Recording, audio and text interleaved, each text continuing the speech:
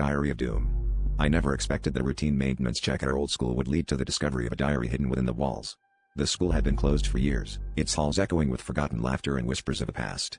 As I pried open the dusty cavity, I found an old, leather-bound journal, its pages yellowed and fragile. At first, it seemed like a typical diary from decades ago, filled with mundane entries about school life. But as I read further, my blood ran cold. The entries began to foretell events in my life with chilling accuracy, my achievements, heartbreaks, and even the sudden death of my best friend last year. But the final entry was the most disturbing. It predicted my death, tomorrow.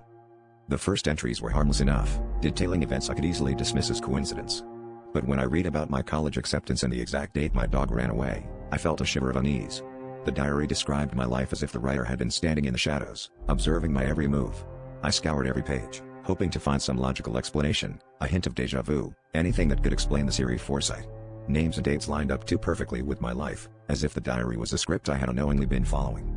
The more I read, the more the walls of the school seemed to close in on me, as if the building itself was aware of the ominous prediction. I became obsessed, spending every waking moment trying to unravel the mystery of a diary. Who had written it, and how could they possibly know so much about me? My search led me to the dusty archives of the town library, where I hoped to uncover clues about the diary's author. I discovered that the school's first principal had a daughter who mysteriously vanished after writing a series of predictions that were dismissed as the ramblings of a madwoman. Was it possible I had found her lost diary? My heart pounded as I realized that tomorrow was the date marked for my death, and I was nowhere closer to finding answers. Desperation clawed at me as the hours ticked by, each one bringing me closer to the prophecy's fulfillment. I couldn't shake the feeling of being watched, as if unseen eyes were tracking my every move. Night fell, and I found myself back at the school, driven by a compulsion I couldn't understand. As I stood in the shadow of its looming presence, the air grew cold, and the walls seemed to whisper promises of a fate I couldn't escape.